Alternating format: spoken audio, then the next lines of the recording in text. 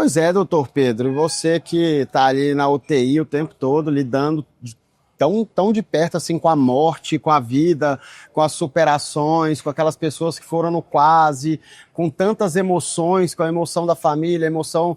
Você começa a ficar com o coração mais de pedra, com o coração mais mole. Como é que é essa relação sua com um tema que as pessoas não sabem nem conversar sobre isso, né? De uma forma leve ou de uma forma até mais filosófica, assim, como é que é a sua relação com isso, sendo que esse é o seu cotidiano? Acho que esse é um ponto bem central, né? Acho que até cultural, né? A gente evita falar de morte porque acha que está atraindo, né? Mas eu penso um pouco diferente. Eu acho que falar de morte, não de uma maneira mórbida, né? Mas quando você faz presente o tema, até porque um dia todos nós vamos, né? Eu acho que você acaba reconectando muito com o seu propósito. E a gente vive hoje com uma série de hiperconexões que muitas vezes afastam a gente das reais necessidades. E quando você vai para uma UTI como paciente, tudo isso que está em volta, ele some. Porque está ali você lutando para sobreviver, vai junto com o paciente todas as angústias, os conflitos, às vezes laços que não foram construídos durante toda uma vida. Isso é levado para o box da UTI, né? Então, os profissionais de saúde, eles precisam ter um preparo em pelo menos a gente conversar sobre o tema, porque isso vai surgir. Não só a parte técnica, que também evolui assustadoramente, né, da parte de tecnologia, de métodos diagnósticos, tratamentos invasivos. Isso também traz muita atenção e traz muita pressão para o profissional de saúde ter esse conhecimento técnico. E isso, às vezes, afasta dessa parte humana, né, essa parte de tecnologia. Então, você precisa compor, né, esses dois lados, no tempo que você está cuidando de pessoas, né? Essa questão das emoções, nós somos humanos também, então até você também se sentir capaz, você tem muitos medos, você tem muitas preocupações, você tem pacientes que você tem mais empatia, que você se aproxima. Eu acho muito difícil você separar, acho que o coração de pedra ele é praticamente impossível. Agora, o que você vai aprendendo, isso é treinado também, é que a sua emoção também não pode impactar negativamente no seu cuidado. Eu não posso também estar com medo de um tamanho que me impeça de tomar uma boa decisão, né? Eu não posso estar tão conectado àquele paciente familiar que também impacte negativamente na tomada de decisão.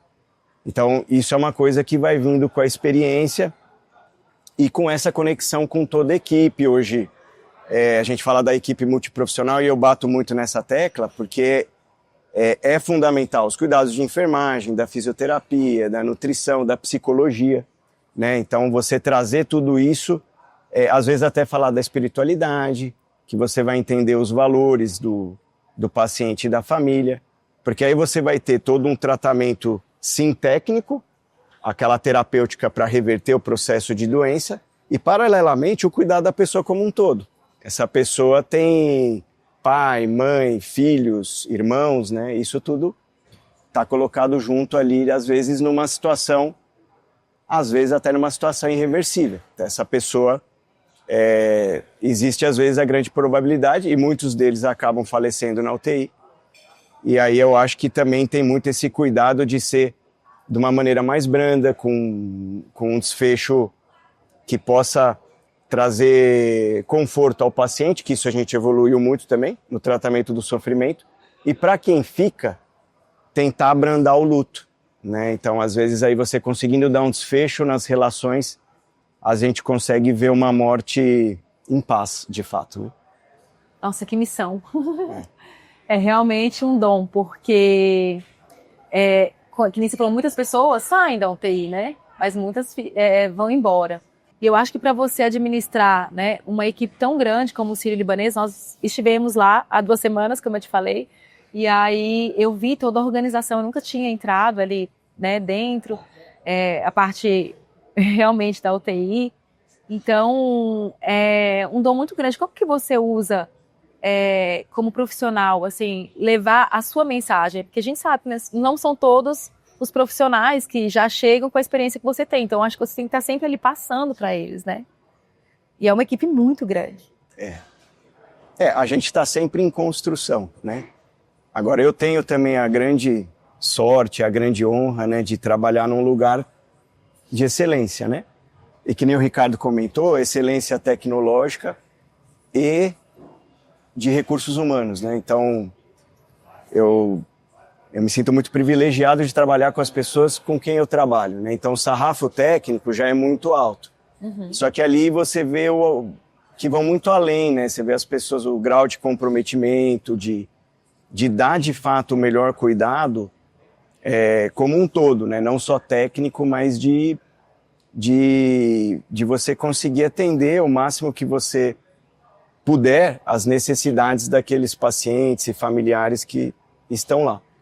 E esse é um processo de construção, né? A equipe ela está sempre em reformulação, são pessoas que chegam, são pessoas que saem, mas aí acho que o Círio, com o nome que tem, com a força que tem, já tem no processo, no DNA, né? Você atrair e agora formar, né? Porque tem a questão não só de residência, mas como de faculdade, né? De você formar esses profissionais já da maneira que você quer, de ponta, né? Da parte técnica e da parte humana, para daí você depois absorver no dia a dia, né? Mas você está sempre com essa equipe em construção, então você tem os mais experientes, tem os mais novos, né? Que vão sempre oxigenando, e eu acho que é essa mistura de você conseguir dar voz e apoio para que todos possam dar o seu melhor, e aí você construir a melhor tomada de decisão. Porque esse é um ponto muito importante. Ainda na minha formação, foi uma formação extremamente médico-cêntrica, né? Então, quando você vai para atuar, o médico ou a médica tem que ter o maior conhecimento em todas as áreas. E eu me formei na faculdade em 2008. De lá para cá, o conhecimento cresceu de tal maneira que você já não consegue mais. E nem conseguia na época, a gente só não sabia. Então agora você tem que, não só você tem que estar atualizado, mas eu falo para os mais novos, né? Tão importante quanto isso é você trazer o conhecimento das pessoas que estão ao seu redor e aí você compor, para daí ser o melhor cuidado ali personalizado.